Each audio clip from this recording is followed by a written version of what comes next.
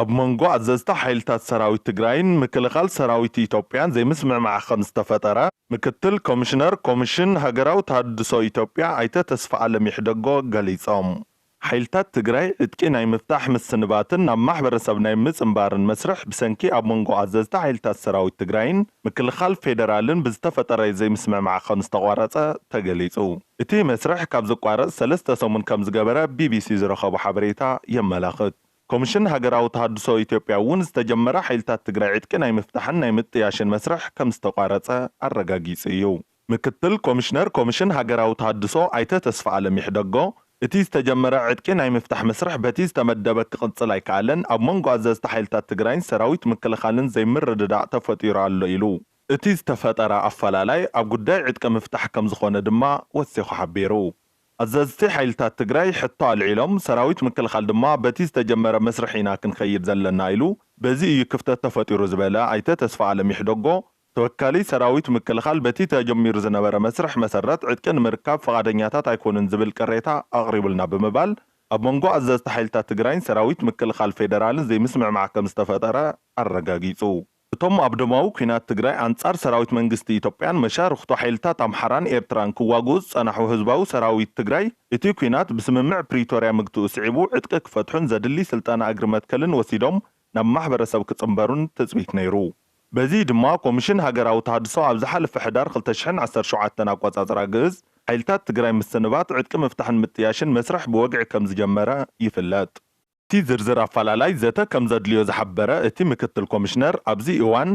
ኣዘዝቲ ሰራዊት ትግራይ ኣብ ኣኼባታት ስለ ዝኾኑ ግና እቲ ዘድሊ ዘተ ክካየድ ከም ዘይከኣለ ይገልጽ ኣይተ ተስፋዓለም ይሕደጎ ሕዚ ክልቲኦም ኣካላት ተራኺቦም እንታይ እዩ እቲ ዘካትዖም ዘሎ ዝብል ሓደ ብሓደ ምይይጥ ኣይተገበረሉን ዝበለ እንትኾን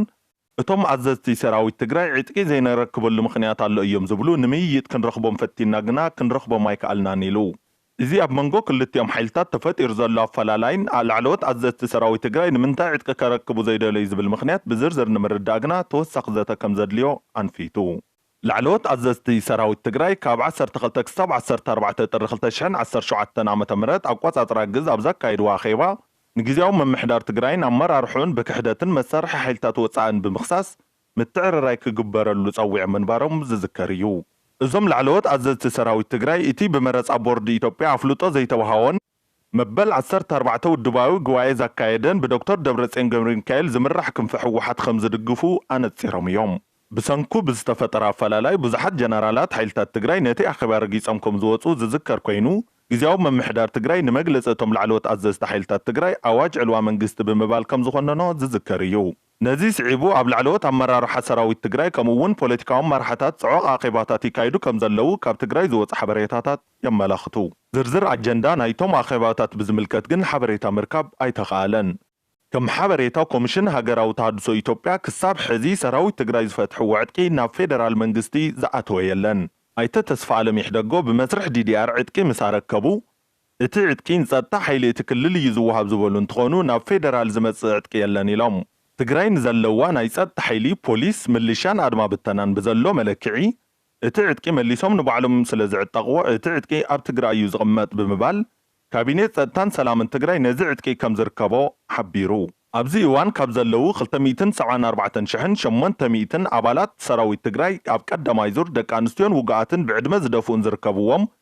75,000 ኣባላት ሰራዊት ትግራይ ክሰናበቱ መደብ ነይሩ እንተኾነ ግን ክሳብ ሕዚ 7,953 ኣባላት ሰራዊት ትግራይ ጥራሕ ከም ዝተሰናበቱ እቲ ኮሚሽን ገሊጹ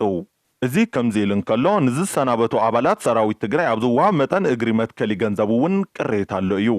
ኣብ ቀዳማይ ዙር ክሰናበቱ መደብ ተታሒዙሎም ካብ ዝተሰናበቱ ገለ ኣባላት ሰራዊት ትግራይ ንሕድሕድ ተሰናበቲ ተጋደልቲ ቅድሚያን ድሕሪ ስልጠናን ብጠቕላላ $1,800 ክፈሎም ቃል ተኣትውሎም እኳ እንተነበረ 9,400 ብር ጥራሕ እግሪ መትከሊ ከም ዝተዋሃቦም ይገልጹ ኣብዚ ጉዳይ ሕቶ ንዝቐረበሉ ምክትል ኮሚሽነር ሃገራዊ ተሃድሶ ኣይተ ተስፋዓለም ይሕደጎ ዝሰናበቱ ኣባላት ሰራዊት ትግራይ ካብቲ ዝተዋሃቡ ወጻኢ ዝተኣተወሎም ናይ ገንዘብ መጽዋዕ የለን ክብል ኣብሪሁ ናይ መፋነው 9,400 ብር ተኸፊልዎም ኣሎ በዚ መሰረት በቲ ክልል እግሪ ዝተኸለሉ መንገዲ ዘተሓባብር ዝመርሕ ዘመቻቸው ዓብይ ኮሚቴ ተጣይሹ ኣሎ ክልል ብናይ ባዕሉ ፌደራል እውን ብናይ ባዕሉ ብዓይነት ብስልጣናን ዝተፈላለየ ነዋይን እግሪ ክተኽሉ መደብ ተታሒዙ ኣሎ ካብዚ ወፃኢ ግን ንቐጻሊ ክንዲዚ ክንህበኩም ኢና ተባሂሉ ዝተኣተወሎም ቃል የለን ክብል ምላሽ ሂቡ ኮሚሽን ሃገራዊ ተሃድሶ ነዚ ዕጥቂ ናይ ምፍታሕ ምሰንባትን ናብ ማሕበረሰብ ናይ ምጽምባርን መስርሕ ብጠቕላላ $762 ሚልዮን ከም ዘድሊ ገሊጹ ነይሩ